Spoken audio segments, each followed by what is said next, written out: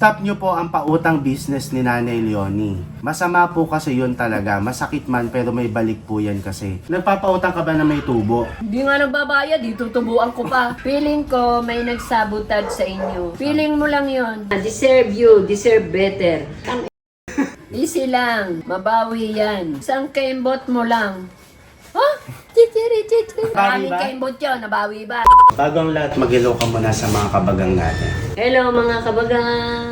Kung napanood niyo yung mga huling in-upload nga namin ni Mama, yun nga yung tungkol dun sa shop mo na nasunog. Nasunog. Sa mga oras na to, 3 linggo na yung nakalipas. So, 3 weeks na. Napakabilis. Una sa lahat, gusto naming magpasalamat sa lahat ng nagpapakita, nag-e-express ng pagmamahal, ng suporta, mga nagdadasal para sa amin. Sobrang maraming salamat. Napakalaking bagay nun para sa amin ni Mama. Suporta. Yun. Gusto rin namin humingi ng pasensya para dun sa mga nag-e-expect, dun sa mga excited. Oo, sa pagbubukas. Yun sa totoo lang, medyo late na nung nakapag-upload kami nito lang. Dapat talaga ang plano, nung time na nasunog yon, magpo-post na dapat kami, mag-a-announce na kami. Ang kaso lang, sobrang bigat pa talaga. Pinalamig-lamig mo na ang sitwasyon. Hindi namin na-post agad kasi ang iniisip ko nga syempre halo-halo na yung takot, yung lungkot. Pangamba. Syempre kaka-announce nga lang namin na magkaka-business ka. Tapos nasunog. Oo. So parang andun yung, paano mo ipapaliwanag, paano mo tatanggapin? Kasi nga yung pangyayari, biglaan din naman, di mo ina-expect. So ngayon, marami kasi silang katanungan about dun sa pangyayari. Siyempre, ang pinakaunang tanong ng mga tao, basahin mo. Ano po kaya ang nag-cause ng sunog? Alam mo ba kung saan? Hindi, yun ang mga tanong nga. Saan po nagmula? Saan? Ito lang naman ay pinag-uusapan natin, pero hindi para maghanap ng sisisihin. Oo. Kasi wala naman ang point mga kabagang. Kuro-kuro lang. Ang pinagmulan talaga ng sunog, dun sa likod ng shop, dun sa may pagawaan ng suman. Tapos, yung nag-cost daw, charger. Charger? Charger ng cellphone siguro. Cellphone sumabog. Oo. Na So, sobrang hindi na natin alam, pero dun daw nagmula. Sa mga nag-iisip na sa amin nagmula, hindi po. Nadamay lang po yung pwesto ng shop at yung iba doon sa sunog. Pero again, hindi po tayo nandito para maghanap ng sisisihin. Doon sa Oo. cellphone charger. Yes. Marami nang ganun. Yun nga. Ako, kaya pagka ganyan, pakaingatan nyo. Bunutin nyo kung aalis kayo. Ito naman ang next. Deserve better. Ano yun? Yung parang, You deserve better. yung parang, yung Dapat lang dapat lang daw na sunog. parang deserve. Hindi. Ito pa. Yung ganon, kung sino ka man. Ito, basahin mo. Deserve din ang sabi niya. Deserve.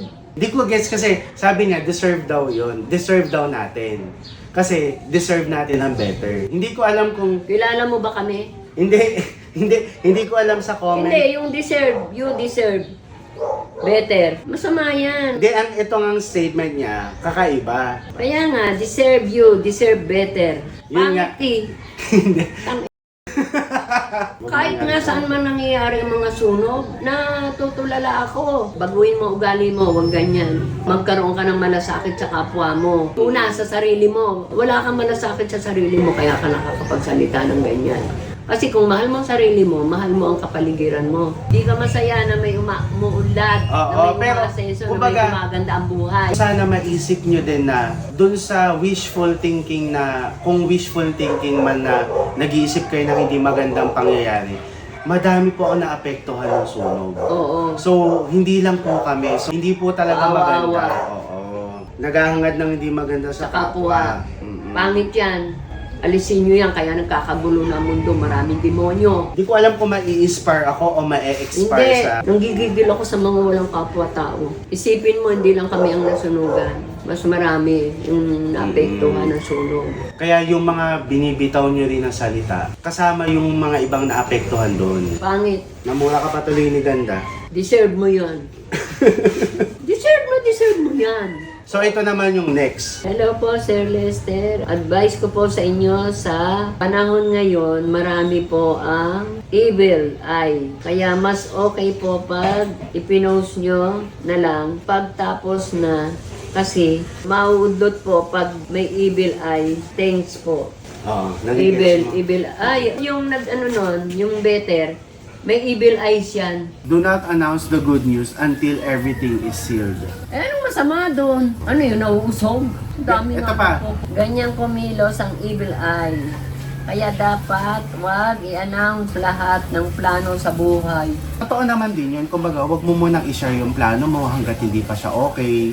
Wag mo munang sabihin yung mga gusto mo mangyari hanggat hindi pa siya sigurado. Yung mga nag-ano niya, may caring. Oo, nagkikare naman Care sila. sila. Pero, yung surprise na negosyo kay Mama, last September 30 pa siya nangyari. Last year, lahat ng mga ginagawa namin para dun sa shop, maghanap ng pwesto, magpa-renovate, lahat. Hindi namin sinishare. Hindi namin ina-upload. Nag-upload na lang kasi ako Nitong nasunog nung na. February 12.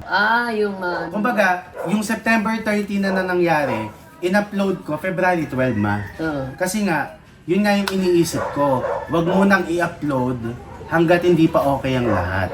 Pero kasi mga kabagang, nung February 12, patapos na kasi siya. Ayos na lahat. Konting finishing na lang yon tapos na. Kaya, in-upload ko na yung siya para makapag-announce din kami na ang opening ay 15. Magbubukas na. Oo, kasi 12 eh. Siyempre, sa part ko, mas napatunayan ko na wala ka talagang control. Kasi kunyari, in-upload ko ng February 12. February 13 po, nasunog yung shop. Ang dapat sisihin. Kasi gaya nun, late na namin in-upload nung tapos na, nasunog pa rin. Kaya nga wala yun. Talagang mayroon pong ganung mga pangyayari na hindi inaasahan. Walang sisisihin. Panahon, kumbaga trahedya. Kay Yun Lord na lang tayo kumapit. Totoo. Ito may parang may kasama tong sama ng loob. Hindi lahat dapat ipinopost. Keep it to yourself. Pag business kasi, parang may mga content lang. Kasi post ng post eh. Ha? Ay, marami akong napapakita ni Bunso sa akin yung step by step. Pero success. Ano Buti to? mo pagpako ng karpintero Oo. na andun sa post. Ano ka? Meron lang tao na hindi mo sasabing malas. Pangit yung salitang malas. Hindi Everything. para sa'yo. Everything it happen. Wow, English. Hindi lahat dapat pinopost. Tama naman yon. Pero itong sinabi niya na, keep it to yourself pag business kasi. Unang-una sa lahat, Jane Gray, content creator kami, vlogger kami.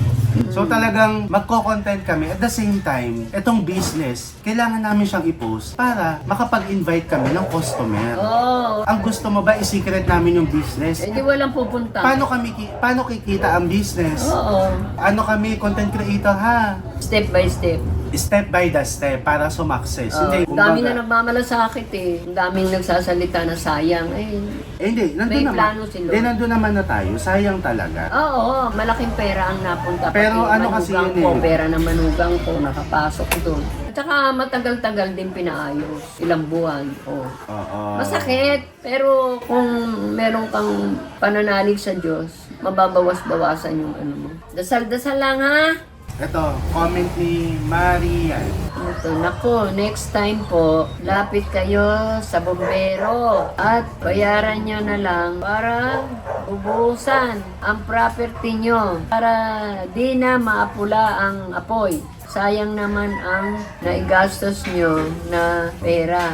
Huwag pong mawala ng pag-asa. Pag may nawala, doble-doble daw po ang balik. Basta sabayan lang ng sipag at tiyaga. At huwag mawala ng faith kay Lord. Yan o, maganda.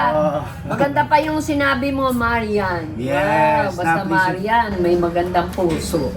Hindi, kumbaga pero yung sinabi niyo, next time po, lapit kayo sa bumbero at bayaran niyo na lang. Ang bumbero para sa public, sa government. Kayo na nasunugan, kayo pa magbabayad ng bumbero. Ano to?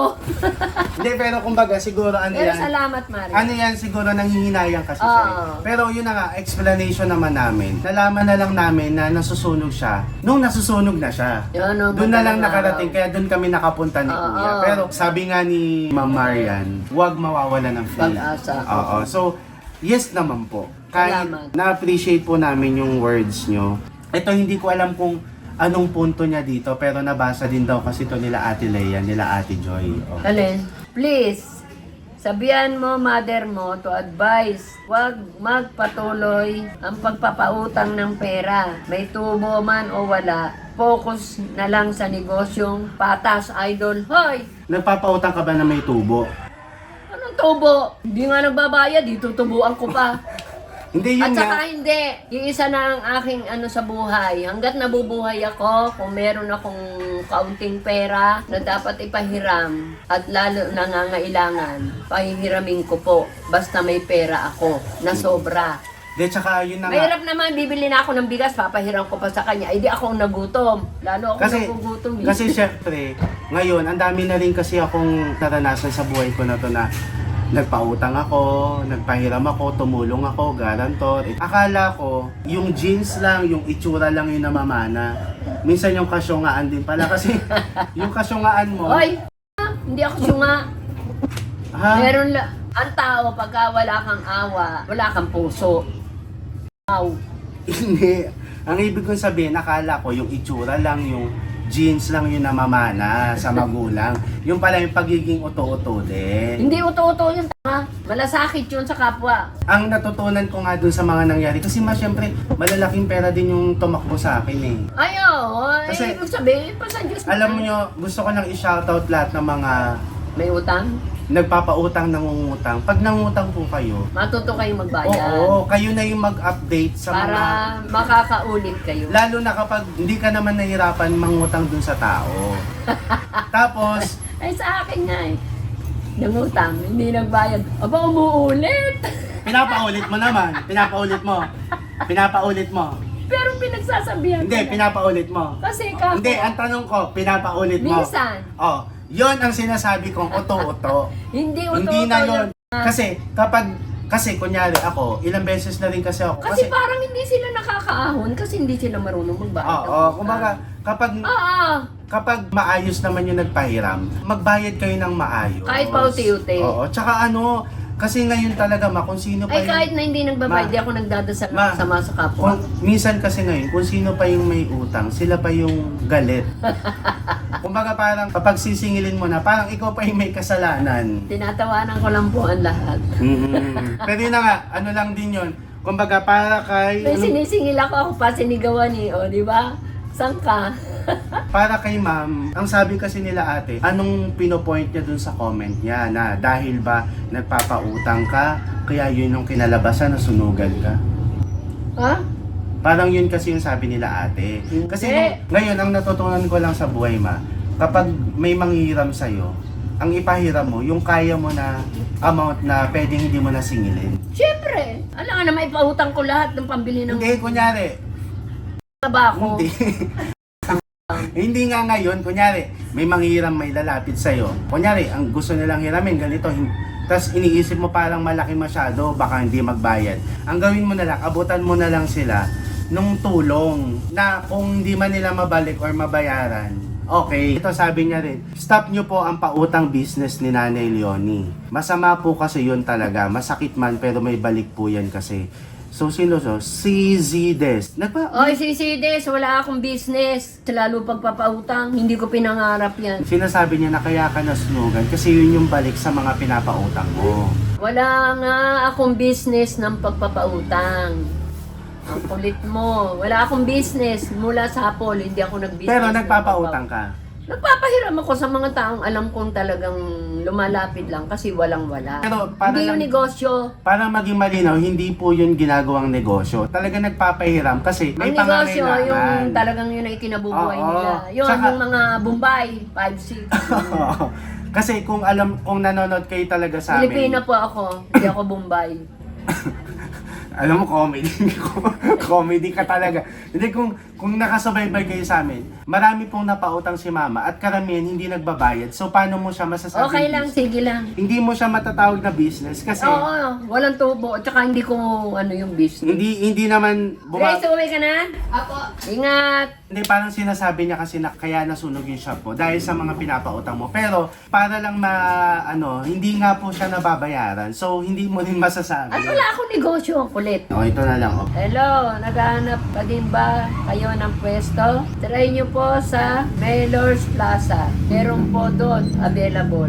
Ito naman, pwede naman ituloy yung negosyo kung may puhunan pa sila ulit. Pero ibang pwesto na sana. Saka na po, Oo, sa mga nagsasuggest po ng... may dumating na Hindi, kumbaga, grasya. na-appreciate po namin na nagre-recommend kayo ng mga pwesto. Oo, Pero yan ang may malasakit. sa ngayon po, wala pa kaming plano ulit.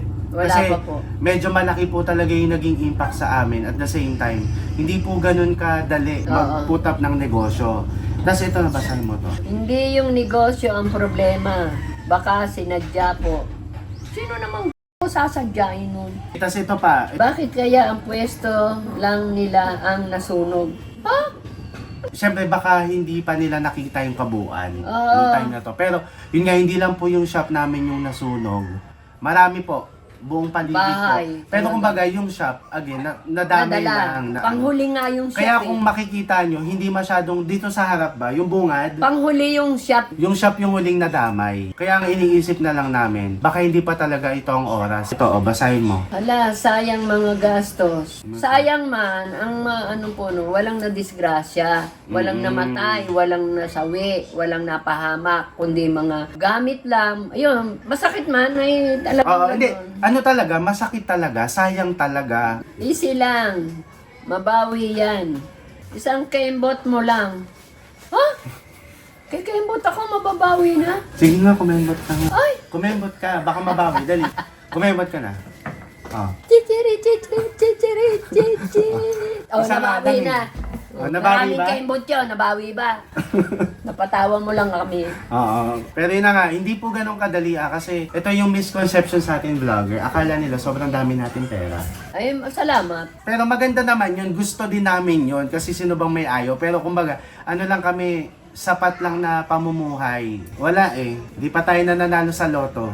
Lord, ang asawa ko mula na yung silang ang loto. Patamain mo naman po. Oo. Please. Dapat ko bang i-pray? Yung bang loto bigay ni Lord? Oo. At talaga po, kahit wala na kaming kainin, basta may pambili siya loto. Basahin mo. Nagsusumikap kang magnegosyo. Tapos, ganito. Pakatatag pa kayo. Pray lang. Ay, opo. Kasi kung magpapatalo ka, talo ka. Kailangan talaga, pray ng pray. Tapos, sisikap, yun. Oo. Hindi naman pwedeng kalimutan agad-agad, pero nangingibabaw yung Oo, kasi gaya nga nito. makasurvive. Oh, tama, may dahilan po bakit nangyari yan. Pasalamat na lang po kay Lord at walang nasaktan. Oo, Thanks God thank- pa rin. oo. Makakabawi din po kayo. Yun, salamat sa iyo. Sinong pangalan? Melanie. Salamat, Melanie. Kasi to, baka hindi po talaga para sa inyo ang lugang na yan. Oo, yan. God bless. Salamat sa mga may malasakit. Na-appreciate din namin yung mga ganito, Oo. nakaka-motivate, nakaka-motivational-rise po siya. Nawawala yung gutom ko, pero pag may bad na salita, Oo. sinisikmura Ito nga, ito yung pinaka na-touch ako. Kasi ito hindi pa namin a-announce yung nasunog. Pero nag-comment siya ng ganito. Hihintayin ko po grand opening nyo. Sana po makita ko kayo. Buti lang malapit po kayo sa amin. Taga Antipolo din po, pero ibang barangay. Naglaan pa naman ako ng pera para sa grand opening. Pero okay lang, tatabi ko na lang, iintayin ko na lang yung araw at oras ng grand opening nyo sa bagong negosyo ni Mami Ganda. Wow! Naway mangyari. Na-appreciate ko na naglaan siya ng, Pera. nag-ipon siya ng pera Oo, para para- suportahan. Oo. So, Sumuporta. opo. So, isave nyo lang po yan. Kayahin nyo yan. Kami na ang bahala. Kasi ito may nag-comment din. Ito, basahin mo.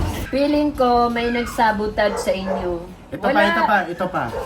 Feeling mo lang yon. Yung shop lang kasi yung napakita ko sa vlog. So, malamang, yun lang yung nakikita nila. Hindi nila nakita yung likod kasi hindi na natin villa. Ay, oo. Pero yun nga, ang iniisip lang kasi nila mama, baka daw nasabotahe nga kasi nga Hindi. vlogger, ganyan. Pero yun nga, alisin nyo po sa isip nyo na nasabotahe kami. Wala naman sigurong gagawa ng gano'n na alam na makakadamay ng ibang tao.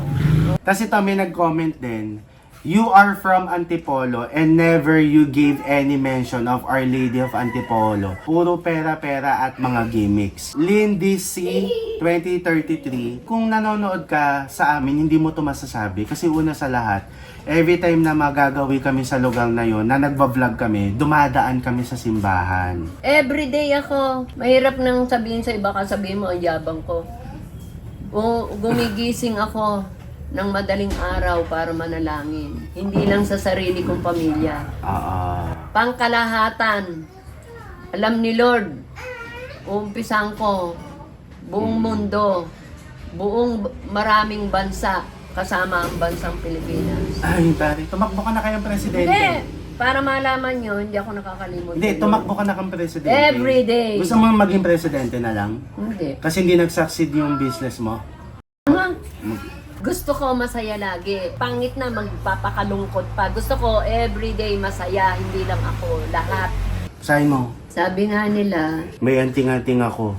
Pero hindi nila alam na Diyos ang dahilan ko. sabi nga nila, okay na yung manakawan, wag lang masunugan. Kaya mo yan, ganda. Baka may mas malaking tsapa ang plan ni Lord, ganda. Wow, ang gandang pakinggan. Yan ang mga ganyang comment. Pero alam nyo ba yung katabi nung shop, nanakawan pa siya? Nasunugan na, nanakawan pa. Oo. Nakakatakot na ngayon kasi kapag may nasunog... Nasusunugan ka na, ninanakawan ka Hindi, pa. kumbaga, syempre pag may sunog, maraming tao nagkukumpulan. Nakakatakot kasi hindi mo alam kung sino talaga doon yung tunay na may malasakit. Malasakit. Yung mga tao ngayon, pag may sunog, himbis na humanap ng saklolo, nagbibideo na. Oo, tulungan nyo dapat. Ito mga binabasa namin mga kabagang. Ito yung after nung sunog nung na-post na namin yung sunog. Pero may mga gantong comment. Gusto ko lang maiba. Basahin mo. Sir, good morning po.